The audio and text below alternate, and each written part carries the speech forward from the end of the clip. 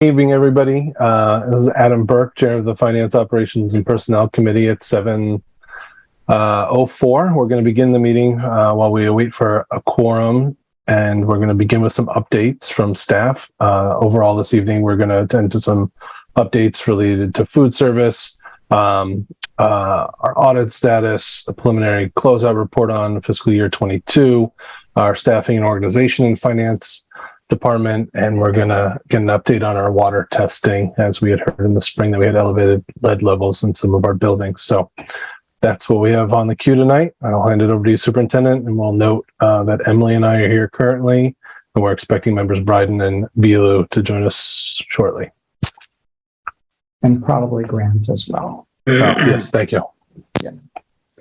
Okay, well, I think you just covered the agenda, and we have a lot of substantive updates, and, we'll start, I think, with, what was last on the agenda, which is introducing our interim director of food services. So, Terry, I'm going to let you do that. And I think everybody knows this, but maybe not everybody in the public does, who's watching, that Terry Young is our executive director for district operations. So he functions as our chief operating officer. He oversees, the service, food service, transportation, and facilities, as well as finance and parts of HR. And every day his responsibilities grow. He's afraid to come to the office because he doesn't know what else is going to be on his plate.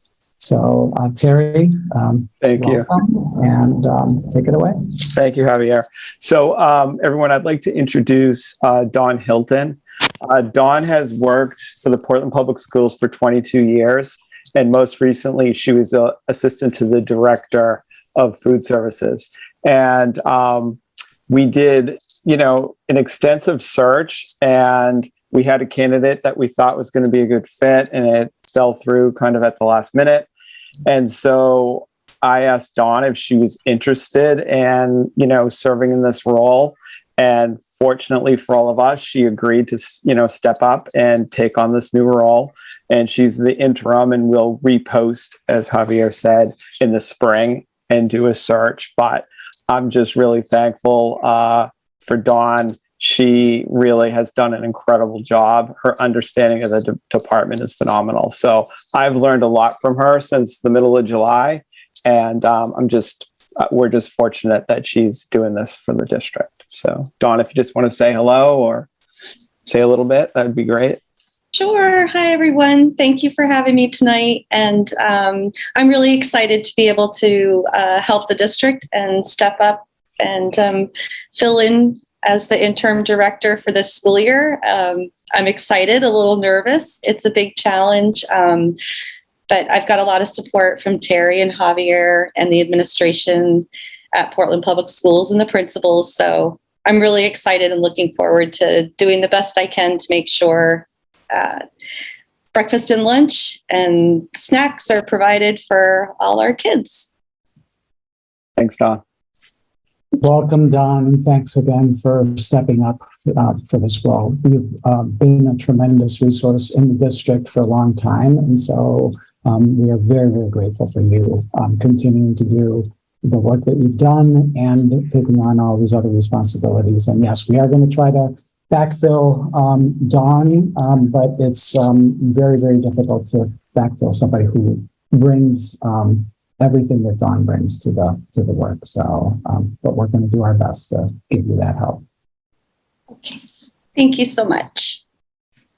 Dawn, really thank you for stepping up and gone through the flow chart of everything that happens in the department with Jane. And I'm aware of how much it is that you're stepping into and how much you're doing before, and all the good work that was underway. I'm grateful that we'll have your knowledge and your ability to carry that forward and help us keep going and feeding our kids. So thank you. Thank you so much. Great.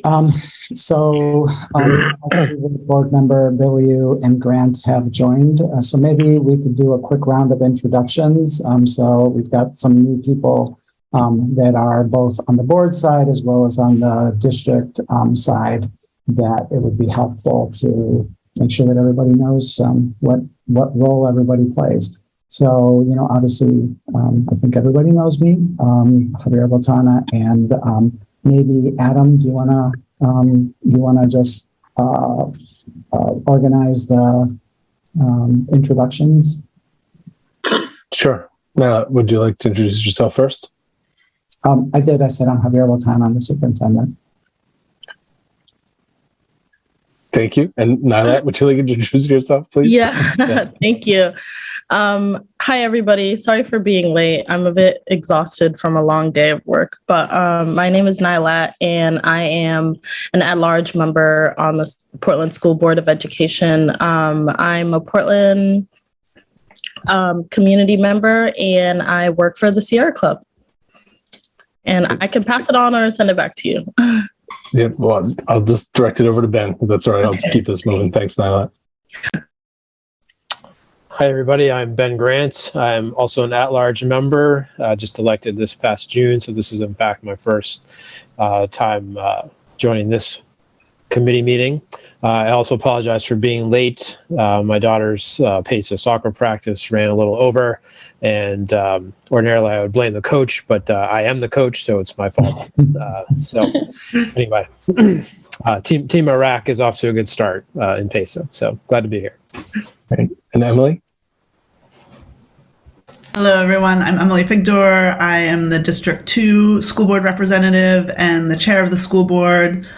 I have a 6th grader at King Middle School and a 10th grader at Deering High School, and very much enjoy the work of this committee because I know how central it is to the work of the school board. So really happy to see and be introduced formally to Dawn, and certainly so enthusiastic about Terry being in this new position, and look forward to the work of this committee moving forward. Great. Thanks, everyone. And we're missing Sarah Bryden, who will be here soon. And I'm Adam Burke. I'm Vice Chair, District 3 Representative, ending my 3rd year currently on the board, and Chair of this committee, which I chaired for the past year as well. Then previous relevant experience, I was the COO at Baxter Academy in its first years of operation.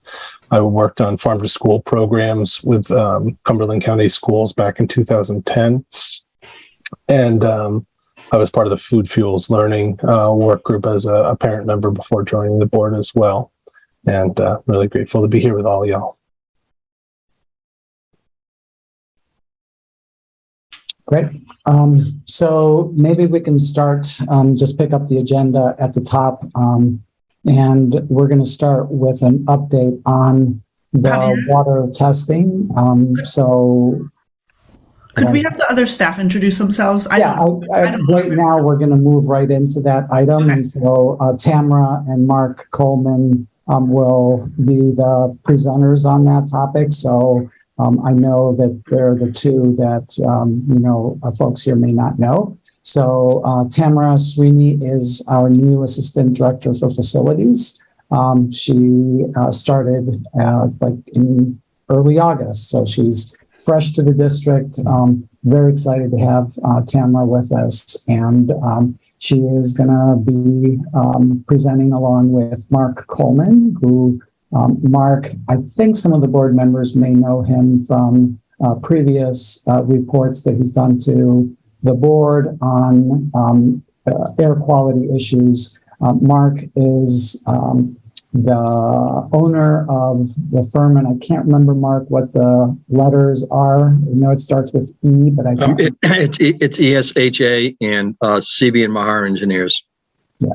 And so Mark has done a lot of work for the district over the years around air quality issues and environmental quality issues. So Mark is going to be helping us understand what has, what's required, what we've done, and what our findings are. And then Tamara is going to help us to just understand for all those places where there are still water quality issues, where we are with solving for them. So I'm going to turn it over to you, Mark. Great. Thank you, Xavier. Welcome. Can you present? Are you able to share your screen? Yeah, I'm going to share the screen. I prepared a to the point but very brief summary of where we are to date, and I'm going to pull that presentation up right now. If there are any questions, please feel free to maybe jot them down and ask me at the end of the session.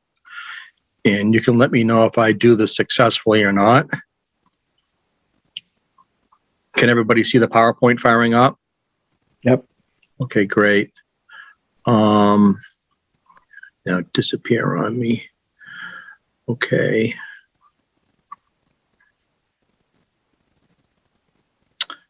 Okay. So I'm going to tab through this this summary of where we are to date. What I did was I put together a briefing on several topics that I think are important for us to understand and learn about, and also understand where we're going from here. So I put together some definitions. The reason I put together definitions is there are things that we talk about during not only this presentation, but in data or reports that you read from labs or us or the state. So I'm going to go through a few definitions. I'm going to go through the intent of the program, review of mitigation and remediation protocols, and a summary of findings and interpretation of data, and the next steps.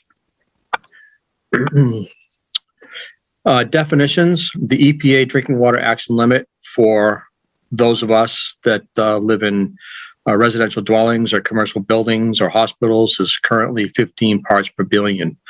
The state of Maine, let me reduce this here. The state of Maine, sorry, let's go back. Oh, sorry, back.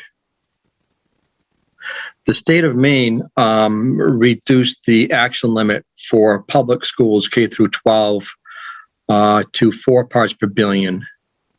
And that was based on a memorandum of understanding developed and drafted by the EPA back in 2019. Some of the things that you want to understand is the term point of use, point of source, initial water sampling draw, and confirmation water sampling draw, and flush water sampling draw. A point of use is the location or the fixture or the source where we actually consume drinking water. So whenever we refer to a POU or point of use, that's where we're actually collecting water to drink or physically drinking it from a fixture or a faucet or some form of water source. The point of source is the location where the water enters the structure or the building. And in the city, we are provided water from the Portland Water District, and they monitor their water continuously. And they're not sending us leaded drinking water by any means, but in some cases we can have routes of entry into the building that do contain lead. They're very rare in the greater Portland area. Unlike Flint, Michigan, if you recall, they had a huge drinking water problem, and they were getting water from some very, very leaded drinking service lines. Initial water sampling draw is the first time that you collect water from a point of use. So in other words, what we do is we go into a building, we go to a point of use, it might be a bubbler, a faucet or something. We fill a bottle full of water right at that very moment. And the reason for doing that is we want to get the water that is sitting inside a fixture in a container to test. The city, I'll go over later on, but the city has already gone through all of the initial point of use source sampling or the initial water sampling. Based on that data, we go back out and we do confirmation water sampling where we have elevations over 4 parts per billion. And then flush water draw is where we flush the water for 30 seconds and then take another sample. And the purpose for that is to help determine whether we have a fixture issue or a inline source issue. Most of the confirmation testing, which is again an initial draw, and the flush water testing has been completed to date, and we have that. We currently have that data on hand, and we're evaluating it.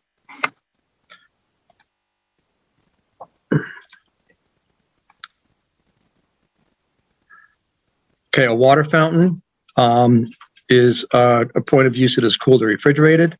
A bottle filler is a point of use designated to fill a water supply. to refill a drinking container. Kitchen water fixture, or KF, is a steam kettle or an oven, hand washing station, soda machines, coffee machines, sinks, and ice machines. Often we have soda machines, coffee machines, and ice machines that are hooked up directly to the public water supply. So those are things that we want to look at or have looked at during the initial evaluation and follow-up process.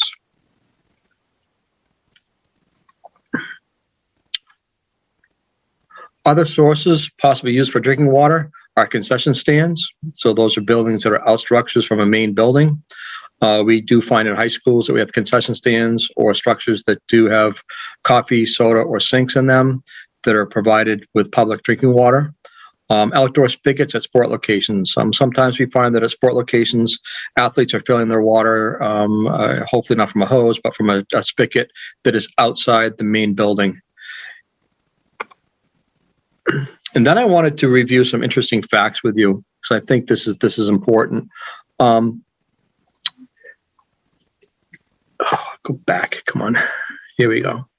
In September of 2019, the EPA issued a memo of understanding with several national organizations, including the Public School Organization and so forth, and they wanted to reduce the lead level in K through 12 schools from 15 parts per billion, which is currently the public level, to 4 parts per billion, and that was mainly done due to the age of children potentially consuming water with lead in it, and the learning disabilities and other physiological things that can occur in younger age people when they do consume leaded drinking water. So that has been reduced to 4 parts per billion at the Maine level. How Maine determined that 4.0, I don't know, but it is a very low level. It's difficult to obtain, but that's where we are at this current time. Maine contracted only one lab for water analysis, and they have been overwhelmed over the past 3 months. But there's over 3-month turnaround time to get results, and they actually shut down for the summertime. This is important for our group to understand as we convey information to other members of the community and the public and staff. We're doing things as quickly and as expeditiously as we can. However, we do see a backlog at the analytical level. So we're seeing a delay in receiving results. So getting real-time data is virtually impossible, but we're doing the best that we can to gather data from the labs, get it into some form of a table format, understanding it, evaluating it, and developing mitigation and abatement response actions. Again, I mentioned before, the state of Maine allowable lead level in residential drinking water is currently 15 parts per billion. If parents have concerns about lead levels in their their children consuming leaded drinking water, they should also consider testing their homes. The reason is 90% of elevated levels of lead in drinking water are due to metal in the fixtures, not in the supply lines of the source. And I think this is very important to understand. The general consensus is that we're getting lead in the water from outside the building or lines that run to the building or through the building. And in most cases, this is not the case. Many of the fixtures have brass and bronze in them. And brass and bronze are mixed with lead so that they're easier to machine and manufacture. Plumbing fixtures manufactured to date contain brass and bronze, and they actually contain lead in the brass and bronze. The EPA has been working with standards, and they've done some studies, and they have basically rated fixtures. So if you want to purchase a fixture that is rated as ANSI 61, which is the bottom bullet, those fixtures are manufactured to a standard where the least amount of lead is put into the internal components of the fixtures, and they have met rigorous testing studies to show that they do not generate leaded water above, I believe it's 2 parts per billion. But the majority of our fixtures and many of our buildings don't meet ANSI 61. But as the facilities department moves forward, they are looking at purchasing ANSI 61 standard fixtures. And that's one of the mitigation measures that we're working with them to work through. Now, what is the intent? What are we doing? Why are we here? So the state initiated this requirement for public schools and daycares to start testing the water. The city, the school department, had all of their maintenance staff and custodial staff go back in April of 2022 and conduct the first draw. Once that was done, we've got all the data in a database, and we've been working through retesting based on what we found for fixtures that were elevated over 4 parts per billion. So we reviewed the first initial draw testing data. The school department posted and restricted use at points of use that exceeded 4 parts per billion. We developed an inventory of points of uses that exceeded 4 ppb in preparation for confirmatory and flush testing or other mitigation measures. We conducted point of use confirmatory and flush testing, as well as point of source testing that was conducted in June. So the school department went through in April of 2022, and they tested over 400 fixtures. And we have a database, and we've gone back out and we have done confirmatory to confirm the initial result, and we've done flush testing to see whether it's a fixture issue or a source issue or point of source issue. We are currently in the process of reviewing the point of use and point of source testing results and developing mitigation and remediation measures. And Tamara is going to speak a little bit after my presentation on where they're at with the remediation and mitigation measures and the progress with that. And then lastly, the intent is to update long-term water testing program and management. I can say that, let's go forward. Go back here, hold on a second. I can say that we have, that we tested 400 points of use. As I mentioned initially, the school department and the school staff did that. Approximately 90 of the 400 points of use were found to be above 4 parts per billion. It's about 25%. And this is what we really want to drill down on is this slide here. Again, we tested over 400 points of use throughout the school district. And about 90 of them were found to be above 4 parts per billion. Confirmatory testing, which is what we did, which is another initial draw. We had 90 fixtures to test, and only 40 were above 4 parts per billion. With the 30-second flush testing, and again, this is another important bullet, only 10 were above 40 parts per billion. So if you follow this timeline here, we tested 400 initially, and the school facility staff did that. 90 of them came back above 4 parts per billion. We did 30-second flushing, and only 10% came back above 4 parts per billion. So what this is telling us is we primarily have a fixture, not a point of source or a downstream issue. We also tested 18 points of sources in 18 different school buildings in the spring of 2022.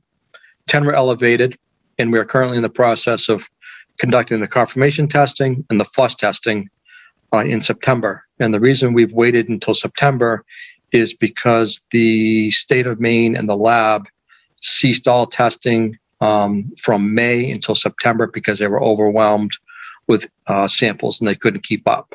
So we were asked to stop any testing in May through August of this year. And we're just getting back out right now and conducting the confirmation testing and the flush testing of the points of source at 18 different sites. One exception is the school department added to our list of testing and initial testing was Waldron Way, the district office, and the adult education building. Those were conducted. We stuck those in May before the state shut down the testing program. And we only found 1 point of source at each one of the buildings. So in other words, three sources that were above 4 parts per billion. Now that we're back into September and we can conduct retesting, we're going to go back into Waldron Way District Office of the Adult Ed and do the confirmation testing and the flush testing. and that data will be available depending on how quick the lab can turn around the results. Next steps, Portland Public Schools and Isha are on the progress. Yeah. Could we interrupt you and ask questions on the previous slide? Yeah, that'd be great. Thank you so much. Please. Adam, you okay if I jump in? Or If it's okay with Mark, he I'm asked fine. us to I think collect this- questions and get into it at the end, but whatever. This is an important slide. Go ahead. Thanks. I'm wondering, a couple of questions just jumped out at me as one, is it an issue of the sensitivity or otherwise the accuracy of the test that the confirmation testing leaves us with different results as the initial testing?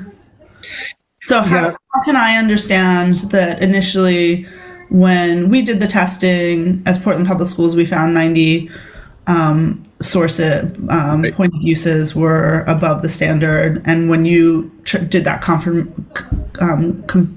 confirmation testing, this word is going to be hard for me to articulate at this point in the night, that you found 40. So just help me understand that. That's a very good question. We have two or three things that are looked at. One is sampler error. Did the sampler cross-contaminate the sample? That's very rare. We don't find that to be the case in many instances. What we are challenged with is we're challenged with buildings that undergo different use of water. The buildings actually use varying flows or volumes of drinkable water from the Portland Water District. So if you have a building that had been sitting stagnant for, let's say a February break, and we go in and we test 5 days later and there was no water flushing through the system at all, we could see a higher level of elevated incidences versus a building that is in full operation like they are right now and are flushing a lot of water through the system. That's the most likely reason for the variation in the total numbers of fixtures that come back above 4, the 90 and the 40, for example. Does that answer your question? Yes, but does that also suggest that when after a school break or after the summer that we should flush those fixtures before? Yes, flushing is actually one of the what we refer to as an interim mitigation measure, and that is something that should always be done when a building sits stagnant for a period of time. Flushing the water is always a very good idea to get those contaminants out of not the main lines, but primarily the fixtures. And then Go ahead. Go ahead. And then you can see, if you look at the 30-second flush, we went from 40 to 10, and that's a good example of how flushing can even reduce the numbers further. And is that suggesting that those fixtures we need to replace those fixtures? Because I've talked to Dave Morrill about this and Tamara. The general consensus from the state is to put inline filtration. But the problem with inline filtration is it's before the fixture, not after the fixture. So the mitigation measures for a fixture that tests positive repeatedly is to either take it out of service, post it, or replace it. And then if we replace it, retest it.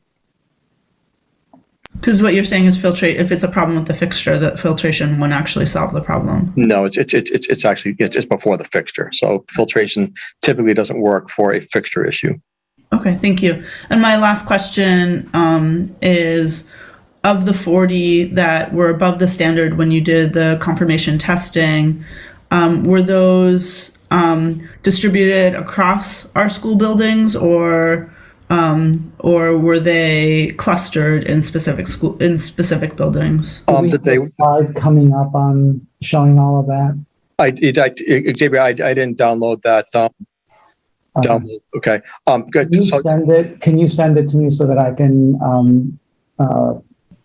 post it after the meeting? I can, and again, that's a very good question.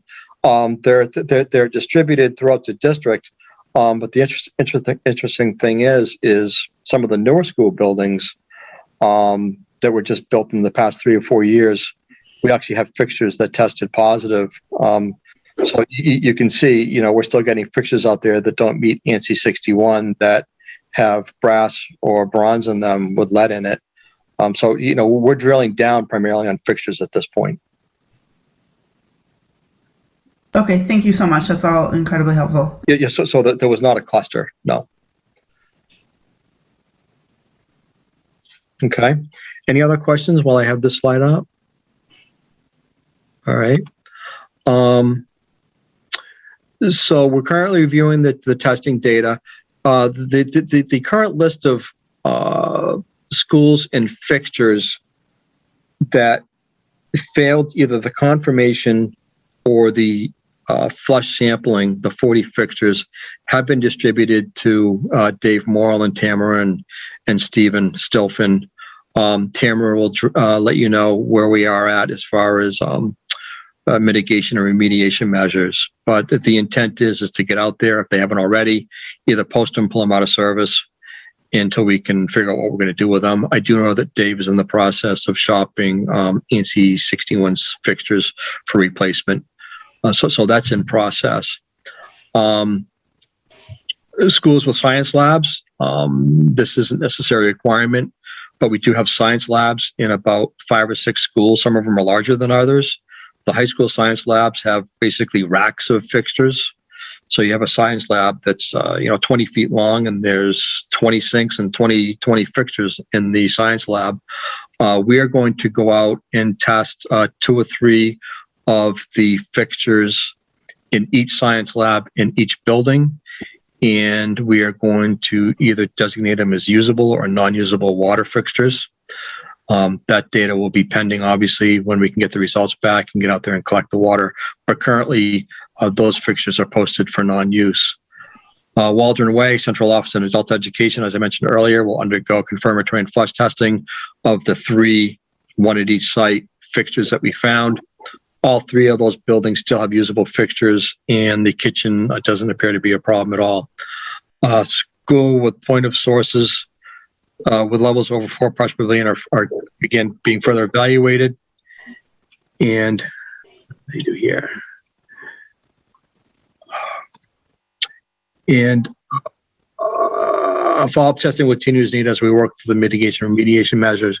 So as we look at the fixtures that we currently have in inventory that are elevated above 4.0, either through confirmatory or through flush testing, and replaced, we're going to do follow-up testing to make sure that the replacement actually reduce the level between 4 parts per billion.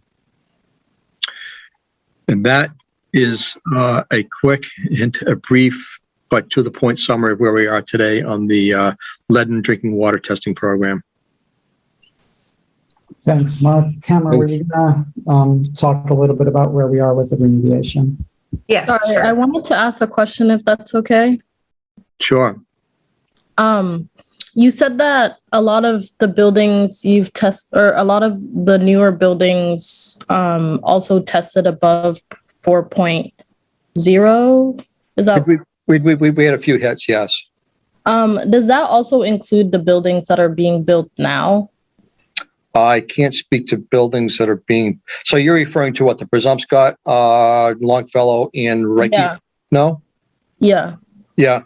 I'm sure that we will include new fixtures that are installed in the next testing round. But Yes. that's also a very valid question.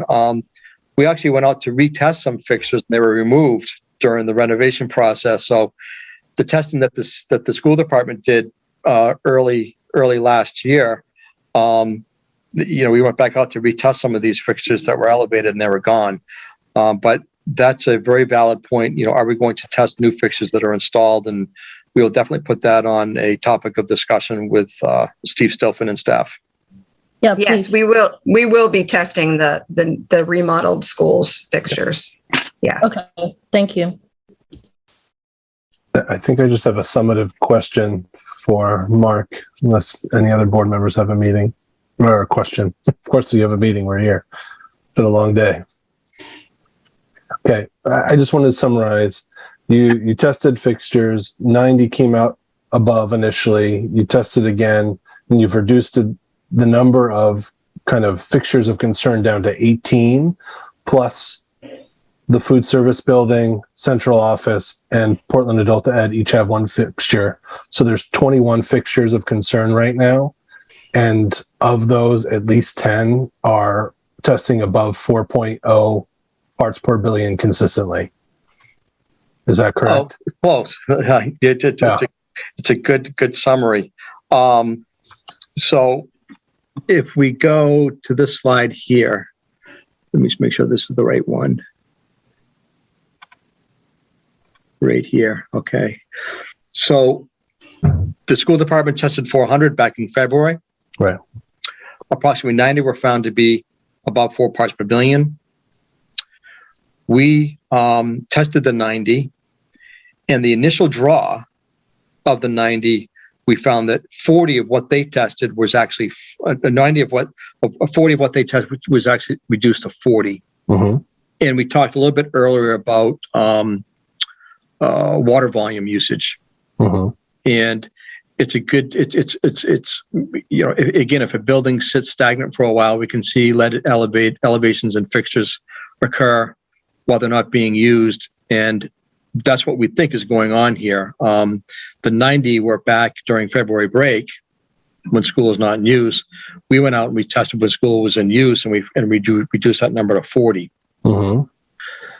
And then out of the 40, out of the 90 that we tested, we did 30-second flush testing, Mm-hmm. where we flushed water through the fixture. So we flushed water through the 90 fixtures, and only 10 of them were above 4 parts per billion. So what that's telling us is when you do an initial draw, 40 of them were above 4 parts per billion. When you flush them, only 10 were above 4 parts per billion. That strongly indicates a fixture issue.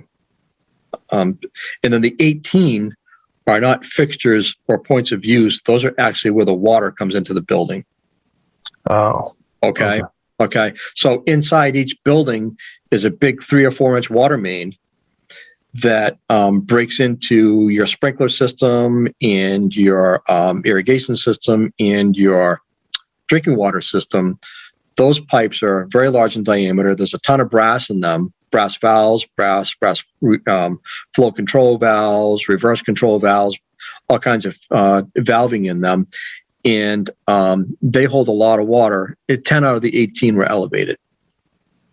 And we're currently in the process of doing confirmation and flush testing of those to see whether it's a source outside the building, which we strongly don't believe it is, or whether it's truly in the piping rack at the point of entry into each building. Okay. I think the superintendent wants to add a comment here. Yeah. No, I actually have a question, and I'm sorry that I hadn't picked this up earlier, Mark and Tamara. So I guess I'm a little bit surprised at that number, right? And I guess my thought would be if there's 10 points of service or places where the water enters the building that are above the, above that 4 parts per billion, how come all of the water in that building isn't coming out of the faucets at 4.0? Basically dilution. So you've got a 10-foot long, 4-inch diameter pipe that's sitting stagnant for a 24-hour period. Toilets get flushed, sinks get used. All that water goes out like an octopus, if you will, to different use locations, and it gets diluted by the water outside at the street level. So it's not uncommon to see elevated levels at the point of service entry due to the size of the piping, the amount of brass and or bronze fixtures, but then it gets diluted as it goes upstream. Mm-hmm. So your assessment would be that the fact that not every sink in the building is coming up at 4 parts per billion, that, there's not a problem with the water entering the building. No. And then again, that just goes to flushing. Flushing is always a great idea, and how you implement a flushing program is yet to be discussed. But flushing water is always a great idea because you're just going to reduce it down to what we're getting from Sebago Lake. Yeah, thank you.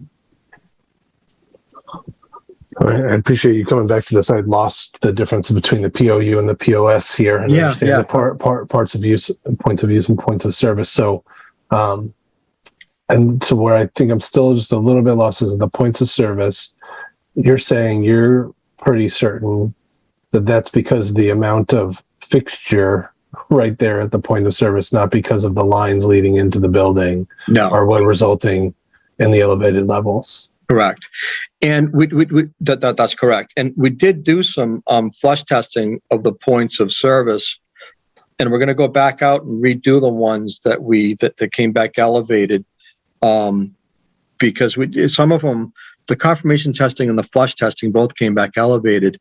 But the problem with the flush testing that I had was, they're large diameter pipes in the room that these points of service are in. I mean, they're big pipes. They're 4, 5, 6 inches in diameter, and they're holding a lot of water. But we didn't have a place to really dump it. So I found a floor drain, or I dumped as much as I could on the floor without flooding the immediate area. So we're making arrangements now to go out and run hoses outside the building so that we can get the actual 55 gallons of water that are sitting in this pipe out of the system and from the street, so we can get a true flush sample. Okay. Yeah. Let's make sure we water the lawn with that water as we're dumping it out. Yeah, any elevated flush sample that we have in the database at the points of service is likely a result of us not being able to flush that pipe through from the street to clean street water. Okay. And then the other takeaway so far is that there remain fixtures on the market that don't meet standards, and that whether it was our procurement process, or I guess it would be our procurement process in like the row building that allowed them to get installed. Yeah, I mean, it's really up, did the engineers and architects spec out ANSI 61 fixtures? And they probably didn't. I don't know. Okay. But you're probably going to see that become more common now that this has become a hotter topic. Okay. Thank you. That's all the questions for me right now. Yeah, we would install like lead-free, but there was research that just came out that said that lead-free isn't really lead-free. So then we came to this conclusion that we need to start putting the ANSI 61 fixtures in. And right now we're sourcing those and getting pricing. Gotcha. To do the replacements. Thank you. Member Bilu, you have a question? Yeah, I'm just wondering if you can go back to the dumping aspect, and if that's the most sustainable way to get rid of the water. Well, when I was talking about dumping, I was talking about flushing out the large diameter water pipes in the room within a building, which is the point of service, and getting that flushed through so that we're getting street water. Oh, but you said you have to get rid of the water that's already in the pipes so where is that water going? We're going to dump it into a floor drain or out into the street or into a sink. So that's what I meant. Is that process sustainable? Like just dumping the water out into the street? Well, to do that testing, it is sustainable. It's just sustainable to do it all the time. No, and that's not the intent. The intent is really just to confirm that we're not getting lead in the drinking water supply outside the building. So in order for me to do that, I've got to get clean water from the street from outside the building into this pipe rack. And we had difficulties flushing, in my opinion, what I think was enough water to get to a point where we were getting street water. Does that help you? Yeah. That makes sense. Okay. Thank you. It's like emptying a bottle. I emptied the bottle 3/4 and then I tested it. We really need to empty the bottle 100% and fill it back up with Sebago Lake water coming through a pipe at the building and retest that. Would you like me to speak to the remediation that we've so far done? I think we're ready for that. Thank you. Okay.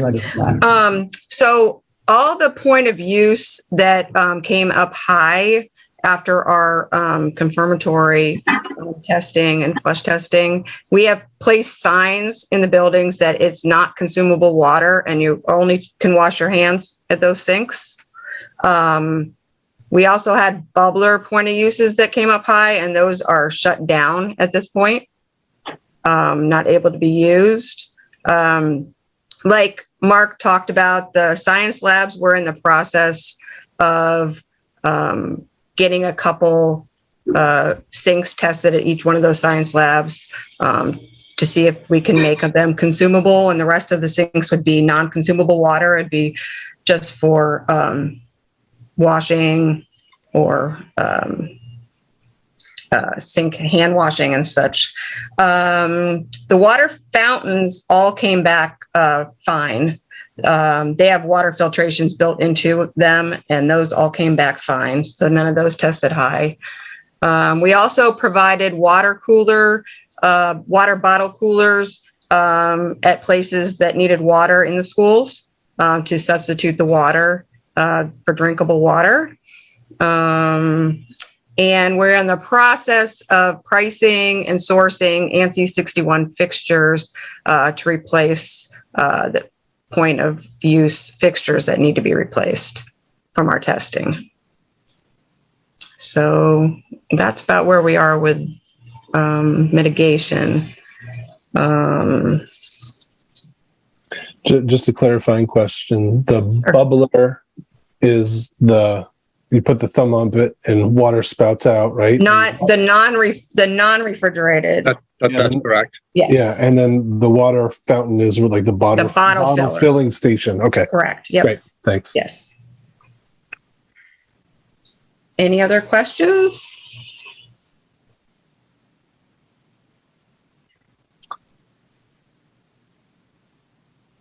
Nope. I think you're muted, Javier. I'm sorry. We have a packed agenda. So thank you, Tamara and Sure. Mark, for this thorough presentation. And I would love, Mark, for you to send me that table that we discussed that has, the analysis all the way through with the definitions, so that Great. Great. Everybody. I just have a final question. Who would I direct a letter to regarding the contracting of a single lab that was shut down during the summer so we could make progress on this issue? Good point. Is that the state DEP? Is that the state DOE? Is that who is that? Mark. Mark. Yeah. You would send that to the Maine State of Maine CDC. The CDC. Okay. Yep. Thank you.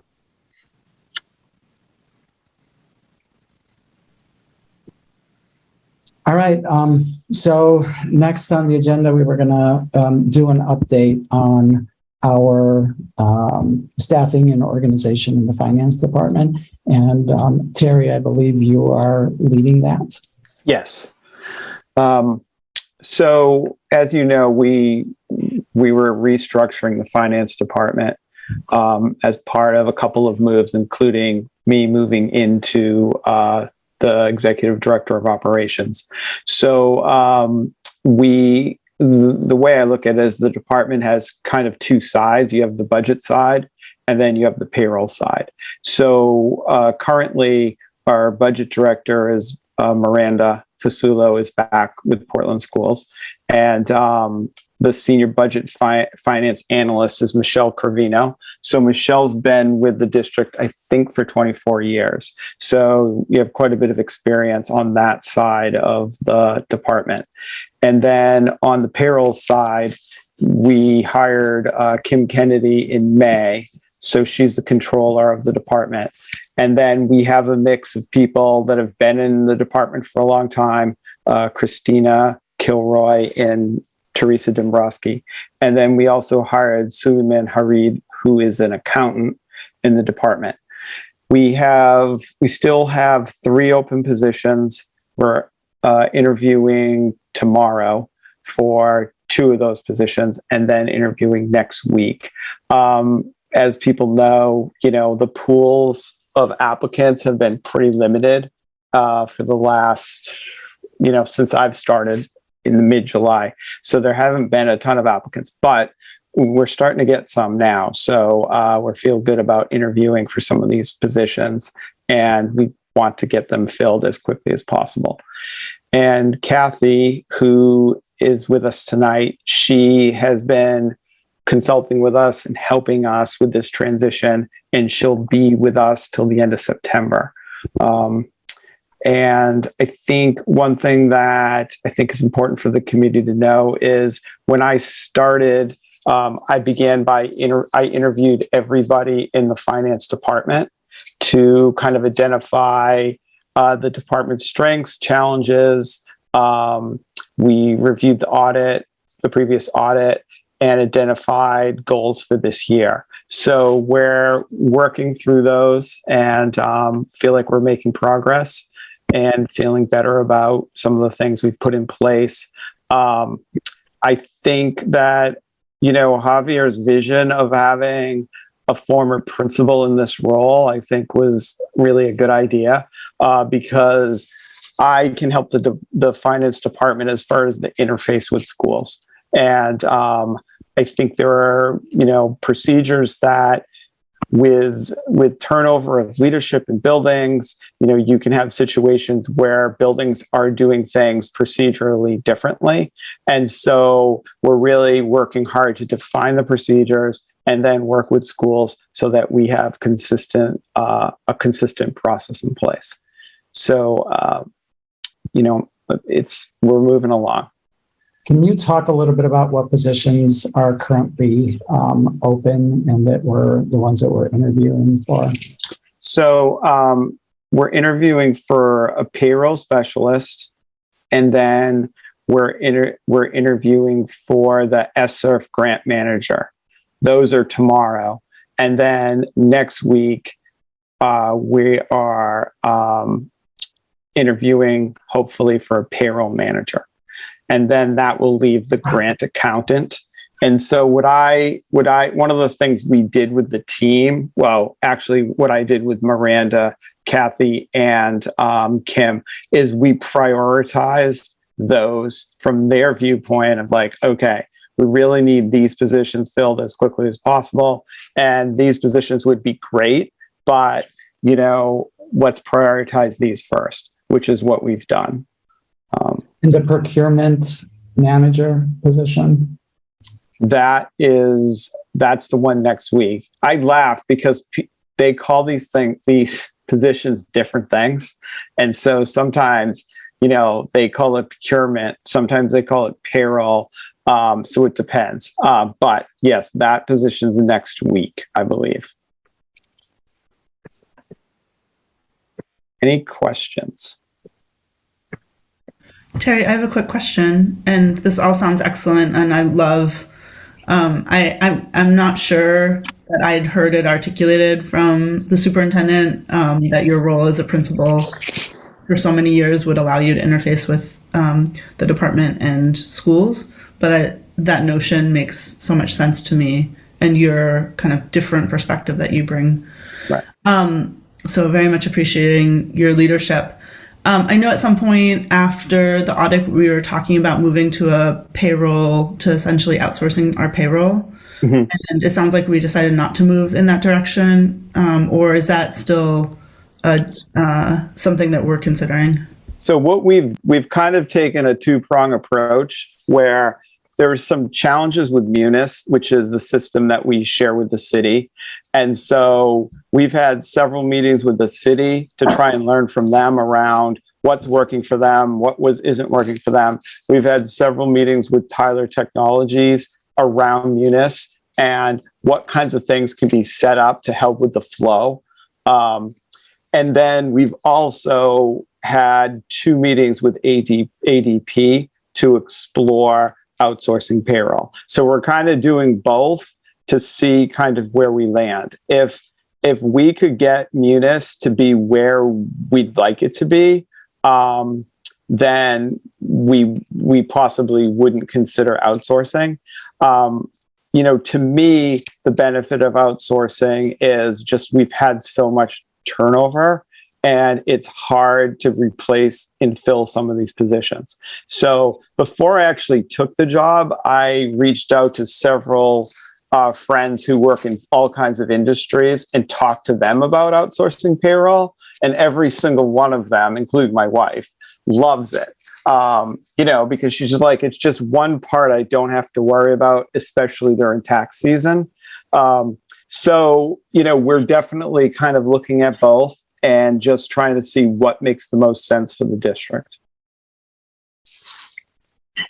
Excellent. To Thank you. illustrate that, the payroll specialist position that's currently posted is posted as a 1 year only, just to give us the opportunity to reevaluate that as we go through.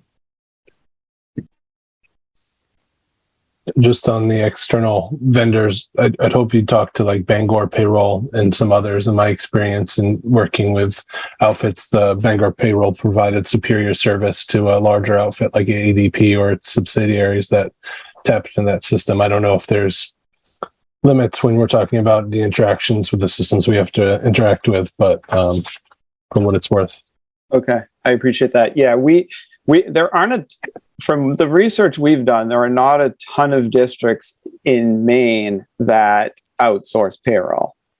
There are, ADP gave us a host of districts in Massachusetts, similar in size to Portland, that outsource payroll. But there are not a ton of districts to connect with. In even Lewiston, they do their payroll internally.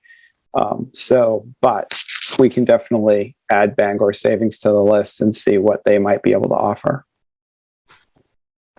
Great. There's also a forward movement in an evolution of the payroll services, like Gusto is a tech company that does things that I don't know if they're scaled up to provide service for a school district, but I've used them for small companies and they've been great. Okay, great. Other questions?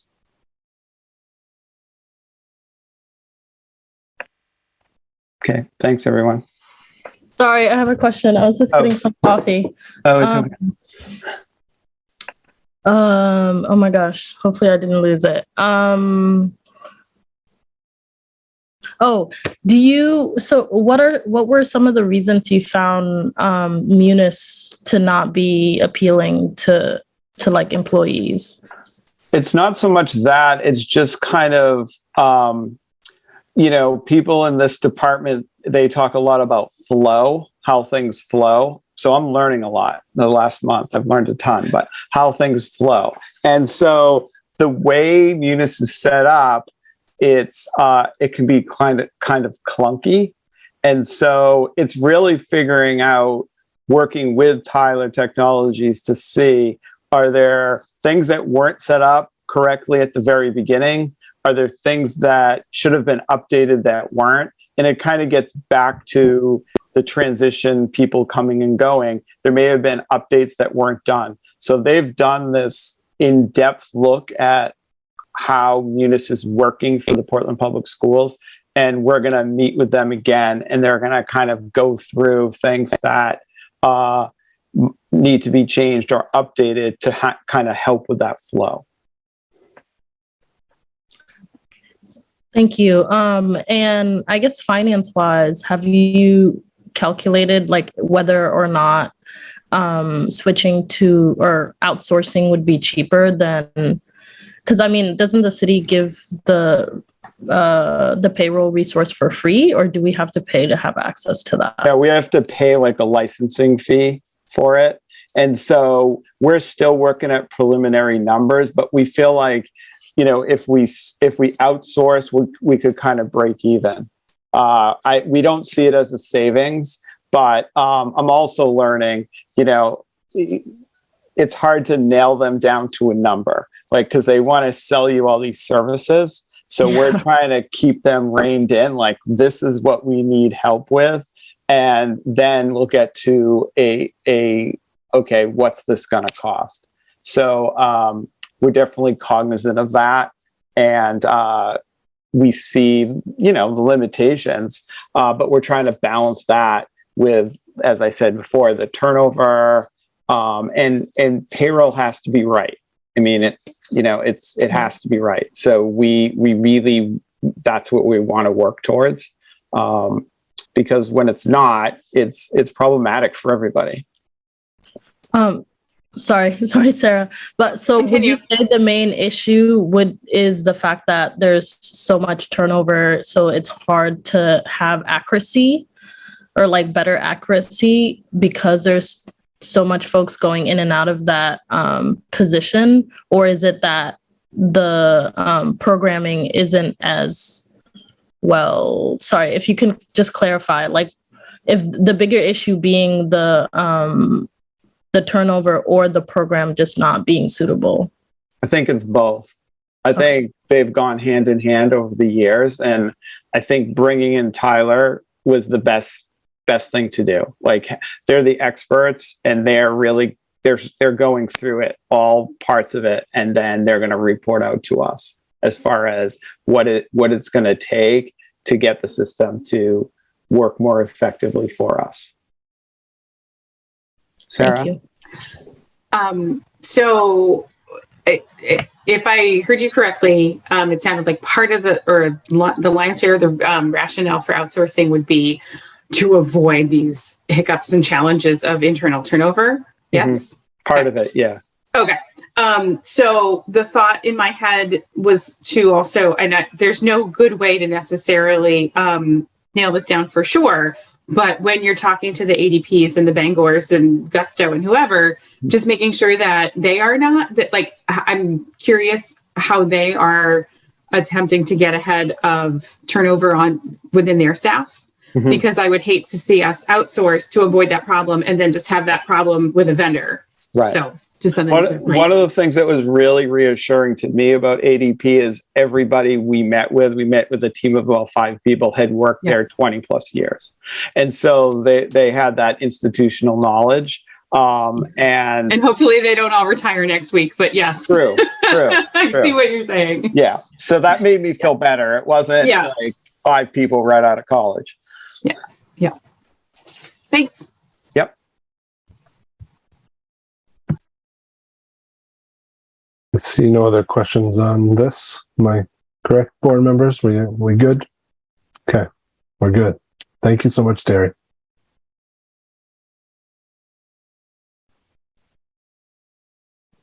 Where to now, Superintendent? You got to hit the mute button. Next is the look at the closeout for FY22. And this is, from my perspective, this is the biggest item on the agenda today in terms of the significance. So I don't know, Terry, are you doing anything, or am I turning this over right to you, Kathy? Kathy's going to do the overview and then I'll be here. So. Okay. So I should share my screen. I might need to let you do that. Yeah, maybe. Yeah. Maybe not. I think now you've got permissions already. Yeah. Okay. All right. So good evening, everyone. Before we go straight to the surplus projection, I'd just like to start out with a reintroduction of our FY22 budget. I know there are some of you that were not here at that time, so this is just an overview both for the revenue and the expenditure sides. So the next 2 slides show a historical summary of our expenditure and revenue budgets, and I'm highlighting FY22, which is the year that we're looking at. So this first slide reflects the budgeted expenditures by fund and within 2 or 3 main categories within each fund. So we're looking at the amounts that were for the personnel budget. This is the non-salary and benefit budget, which would be non-personnel, and then the debt service component of each fund and their budget. So the total budget for FY22 was $126,454,700. We have 3 components to our local operating budget: the total for the general fund, adult education, and food service. So the next slide shows our budgeted revenue. And again, that's broken down by non-tax revenue, which includes our state subsidy, the use of fund balance. This is the portion of our fund balance or surplus that we're using to balance the budget so that our revenues equal our expenditures, and property taxes that are raised to support the budget. And this, again, is the $126,454,700. So this kind of compares previous years, and also this is the approved budget for FY23 for reference at a future date. So this next slide is a high-level view of the projected surplus at the end of FY22. So if we're working left to right, the budget is the first column, and the actuals are in this middle section, and the budget to actual is this last column. And we're going to be working top to bottom in the column that's highlighted. And the bottom line of this last row here is showing the projected surplus of 6.7 million, which is the difference between our actual expenditures and our actual revenue. So I'd like to talk a little bit about how we got to these numbers. The column labeled actual represents the actual numbers from our accounting system as of September 2nd. And then there's a column that's labeled Remain PR Accrue Estimate. So this is the remaining payroll accrual estimate, which a large portion of the projected expenditures centers around an estimate of personnel costs paid in FY23, but they're earned in FY22. So we have already included in the actuals column that portion of personnel costs earned in FY22 and paid in the summer payrolls of July 1st and July 15th.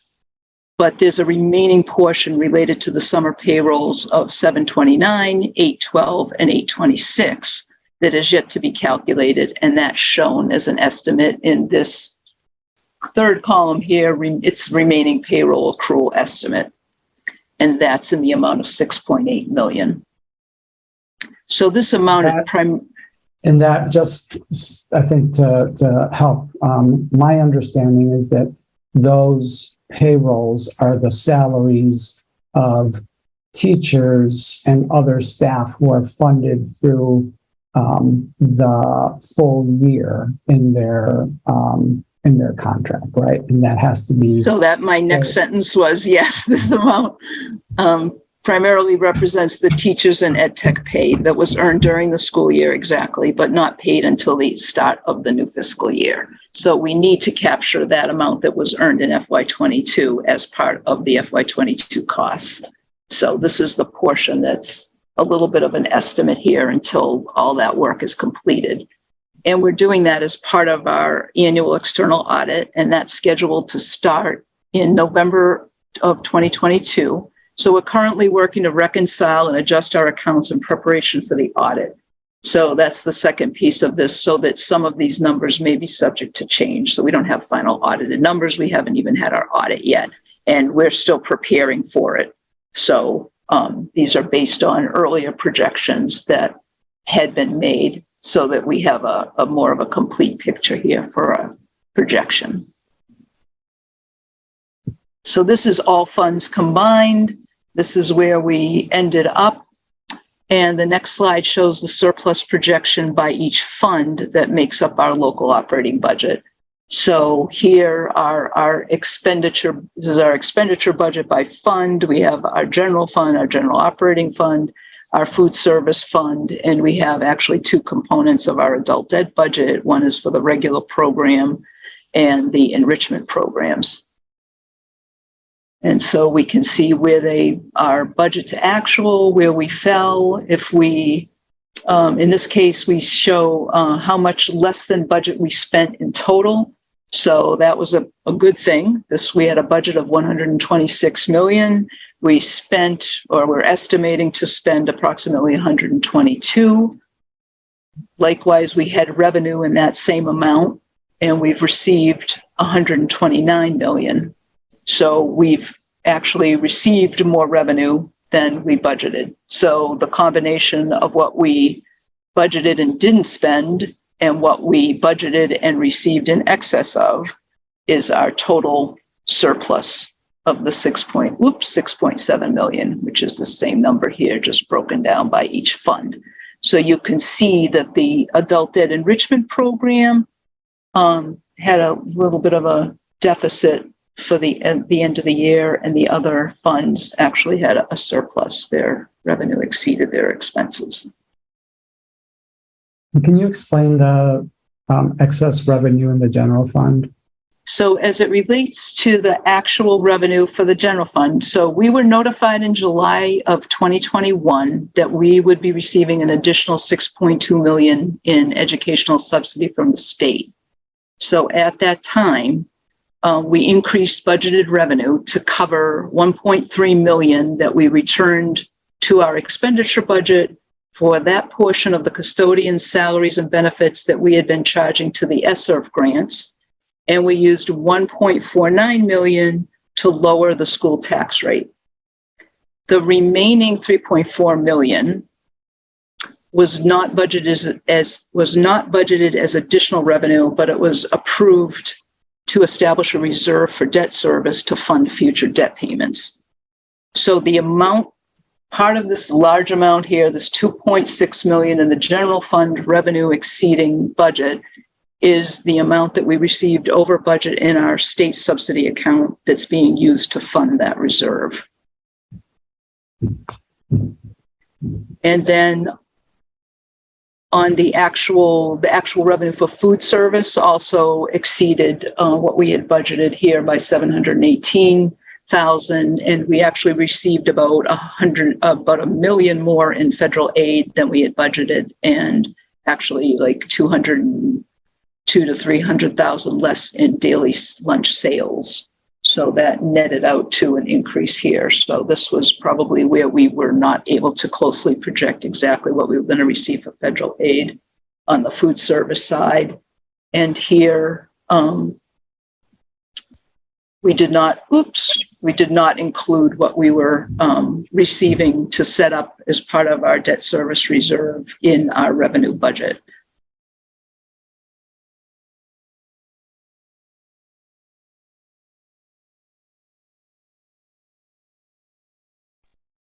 Kathy, can you just, I think, say that last part again, understanding that a significant portion was going to go towards our debt service? You're saying we didn't set up a line to receive that? We didn't budget it. We didn't budget that as revenue because it's actually part of a portion. We set it up as a reserve, which is not technically revenue.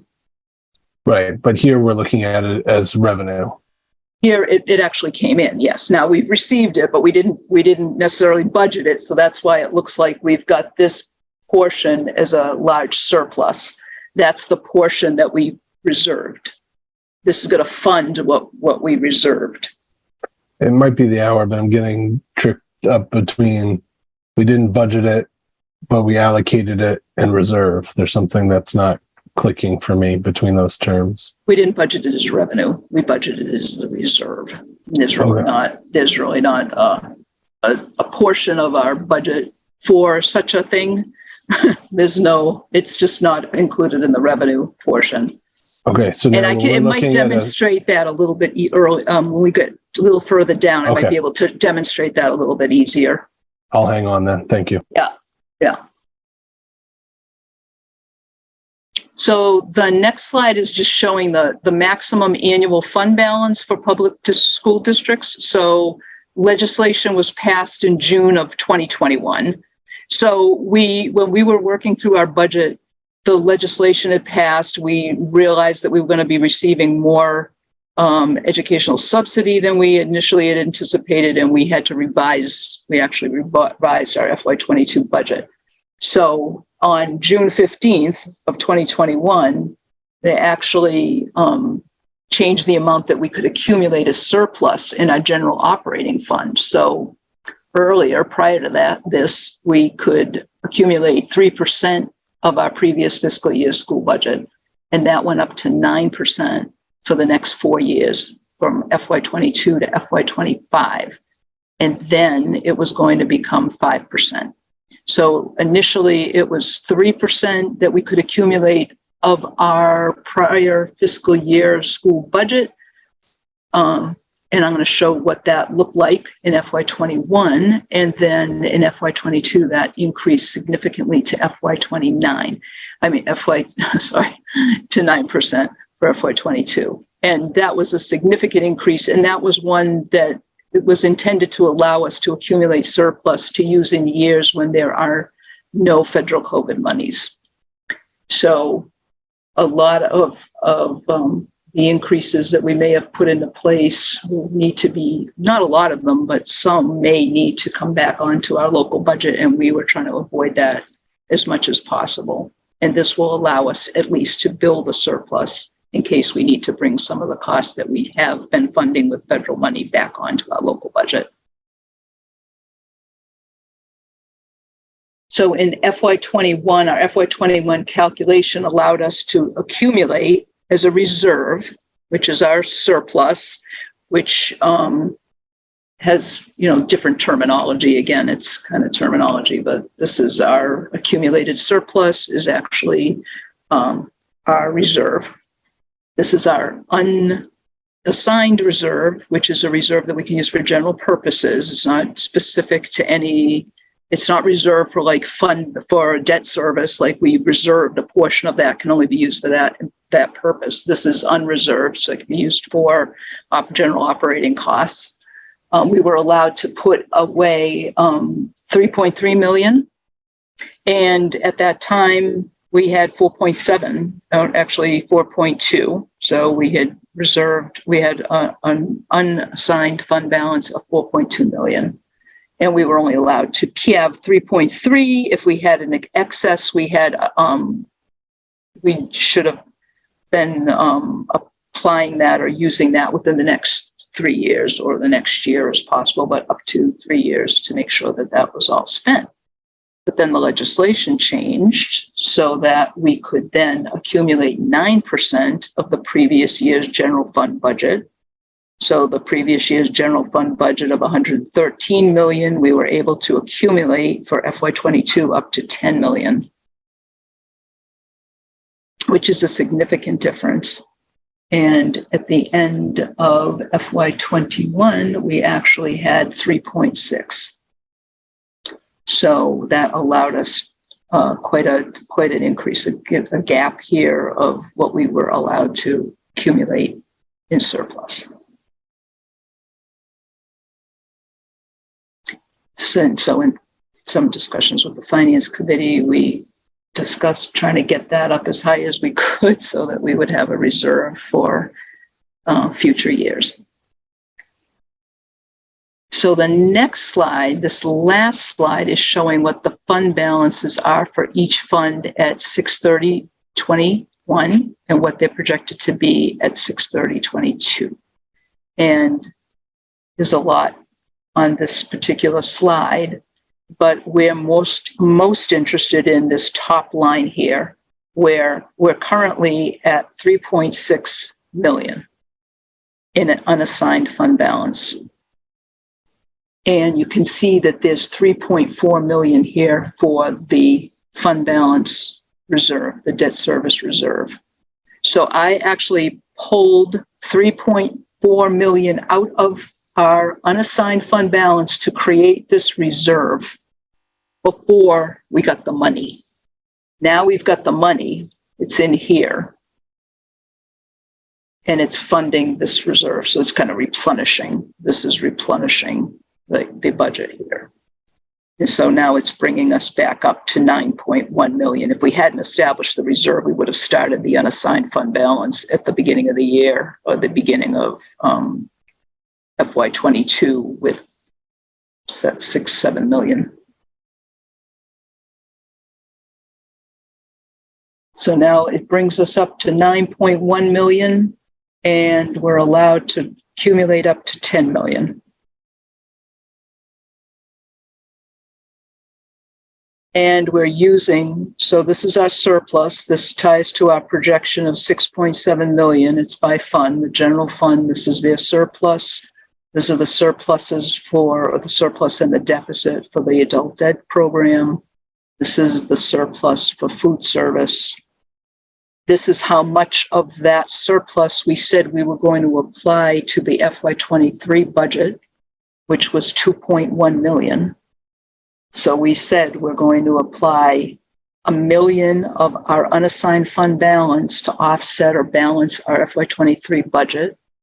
We're going to use 849,000 of our debt service reserve, and we're going to use 177,000 of our CTE reserve to fund some costs that were essential for CTE for next year.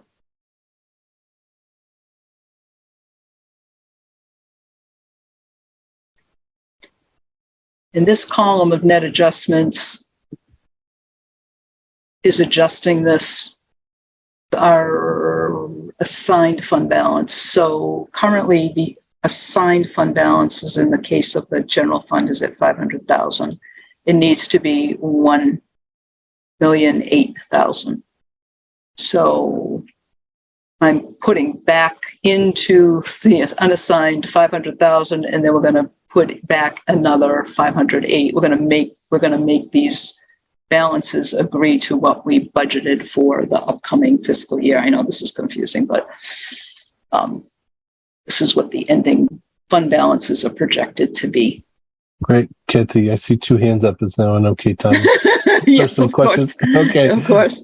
great. Oh, just one now. Or Emily and Chair Figdor.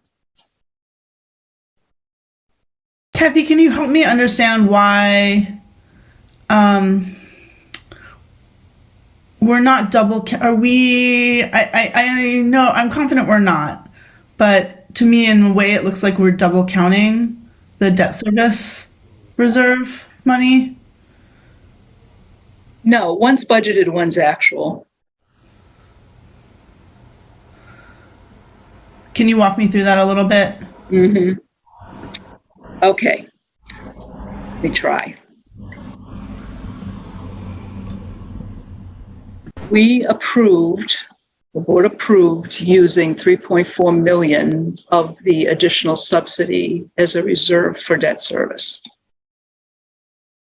Before we received it, I pulled it out of our unassigned fund balance because I didn't want to forget. I didn't want to forget to set that aside. Now, during the year, we got the money. It's in the 6 million.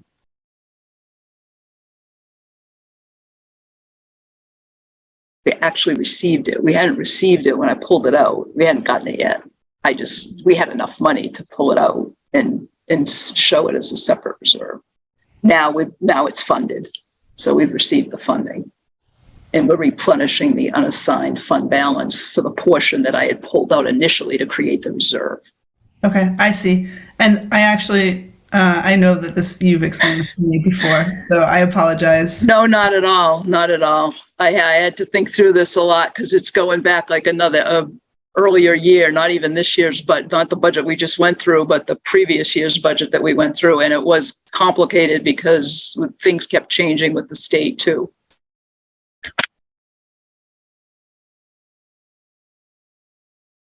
Okay, I don't see other questions. Superintendent, are you going to ask a question or add a point here?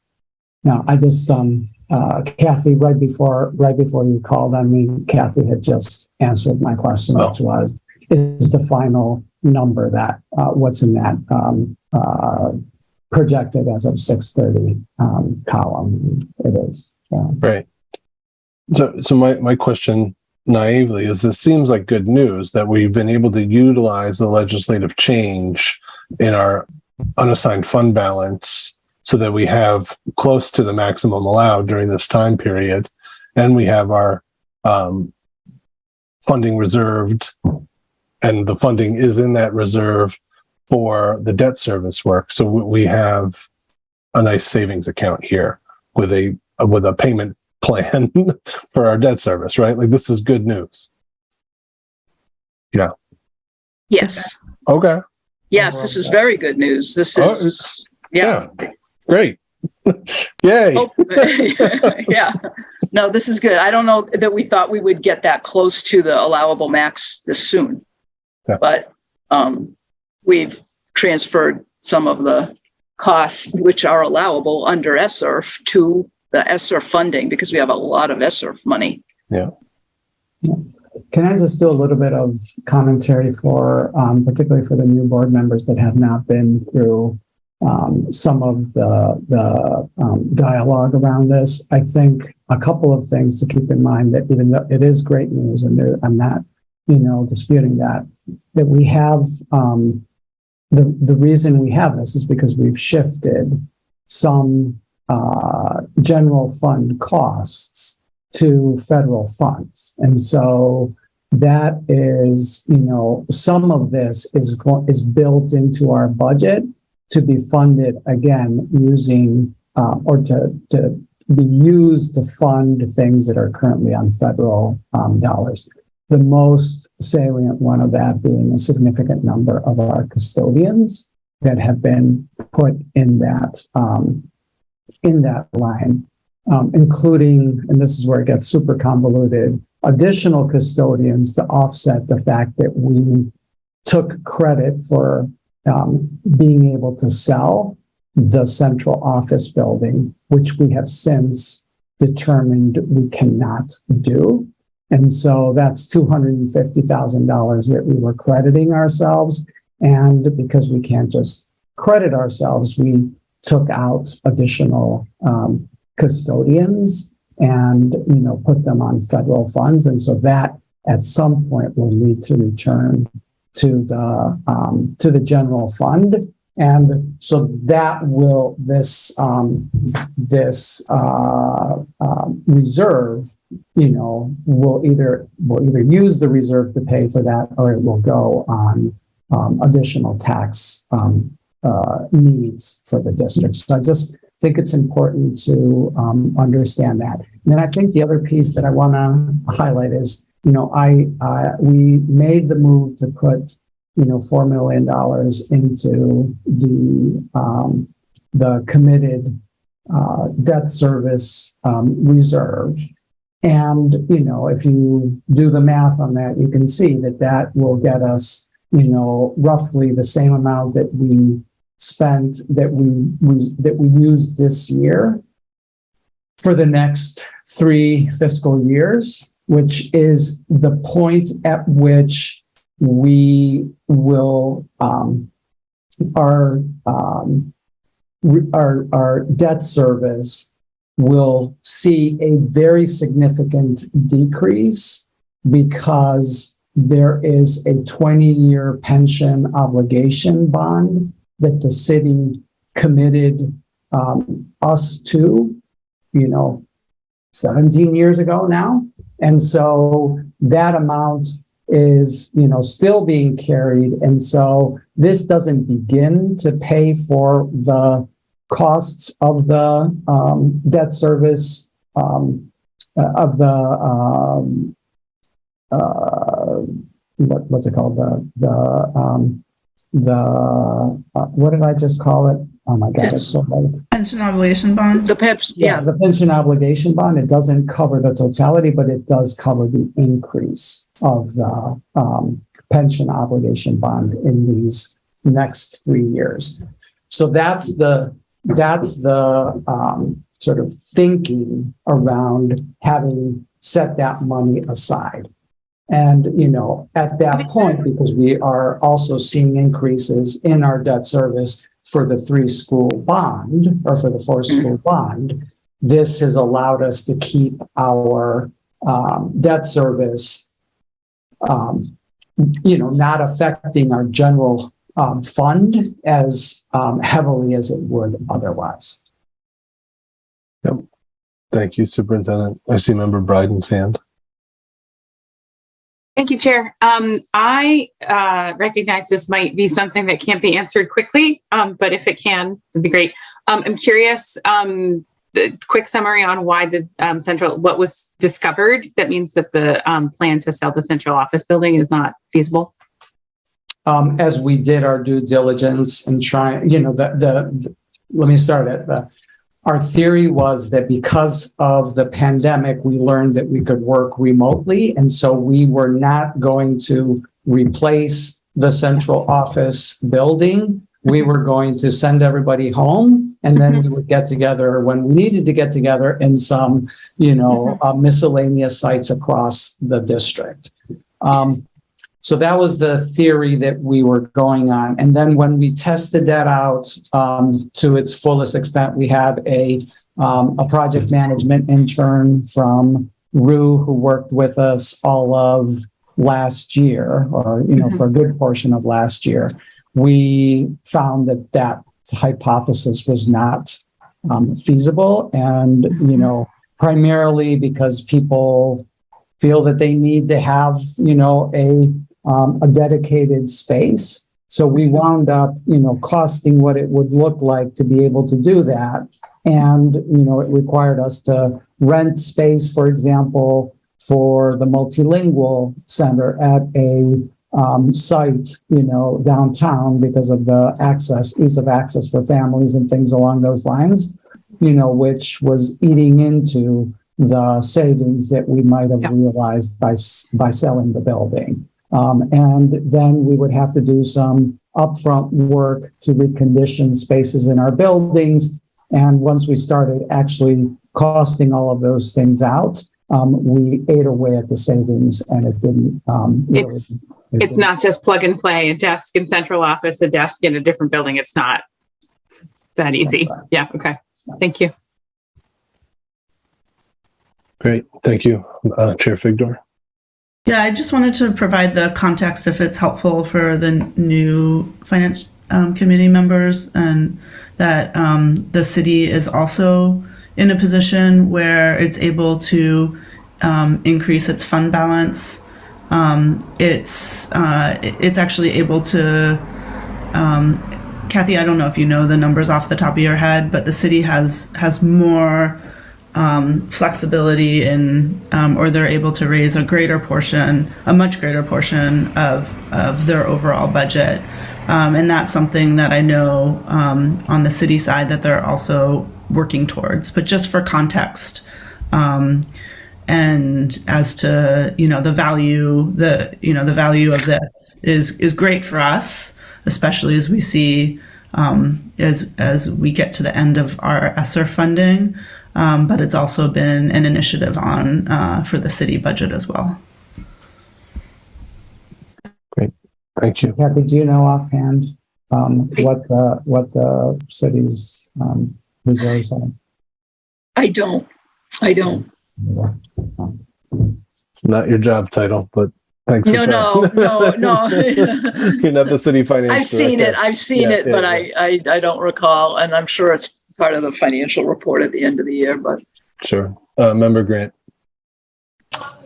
Yeah, do we have a back of the envelope figure for how much of the ongoing expenses is now being funded by ESSER money that we would reasonably expect to have to put back on local at some point?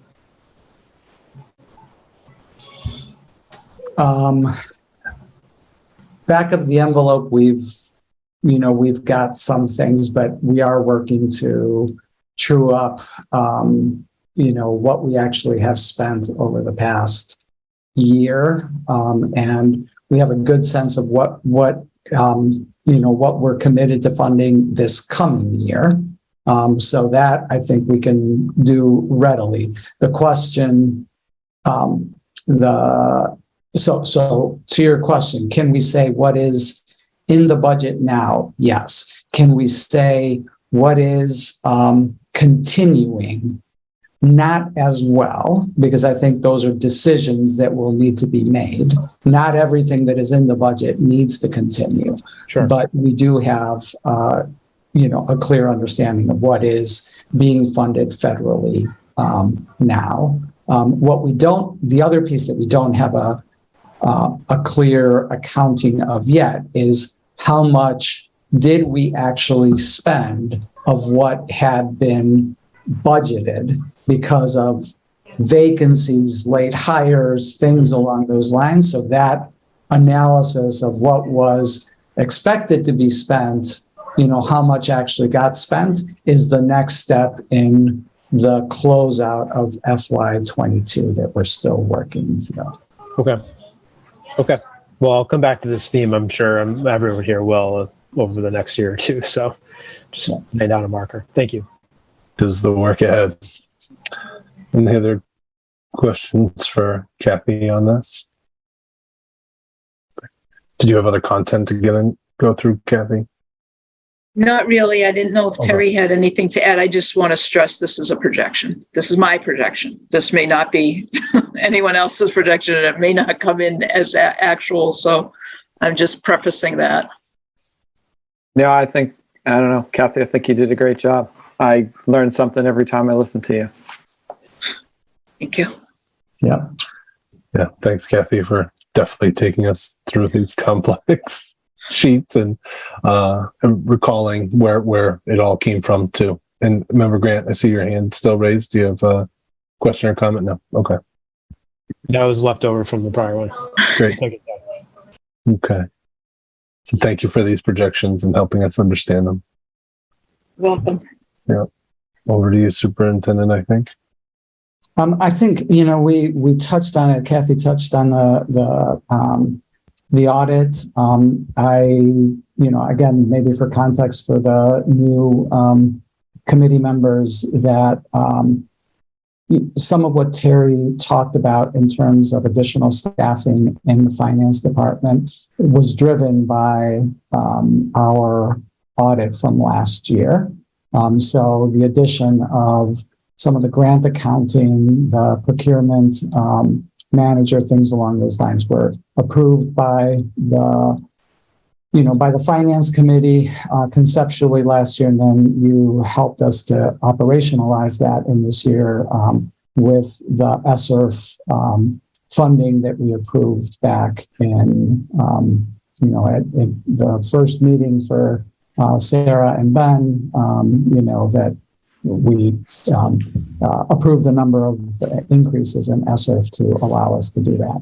So, I think it's important for you to know that we've made those changes. To the question earlier of what are some of the things that need to continue, that's one example of something that we committed, at the time that we would continue to fund that. So expect to see those either continuing in federal funding or picked up in general fund in the coming budget.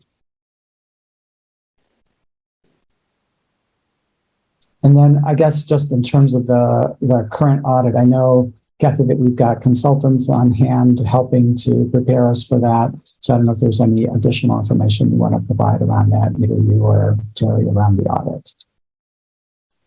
Not too much. We know that we're scheduled for field work the end of November. So they won't be back until the end of November, which is good. It gives us time to get things set. And we also have a lot of work around grants, which doesn't impact this particular local budget, but it does in just our overall accounting. So there's actually a lot of work to do. Good. I think that's all I had on mine, and I just wanted to make sure we touched on the audit. Great, thank you. For note-taking purposes, I want to note that Member Bryden obviously appeared in our meeting. I want to note that we're beyond our scheduled time. We did begin a little bit late, and generally we'll try to end on time. But we had, between what we just walked through and the lead issue in particular, pretty complicated things to wrap your head around and get through. And I appreciate everybody leaning in, asking questions, getting us there. Apologies for the late arrival. You weren't alone. We'll fall into our grooves with the start of the school year here. And thank you all. I'll just call for adjournment by a show of hands. Okay, great. Thanks, everyone. We're adjourned. Have a good night. Thank you, Terry. Thank you, Kathy. Thank you. Good night. Thank you. Have a good night. Thank you, everyone.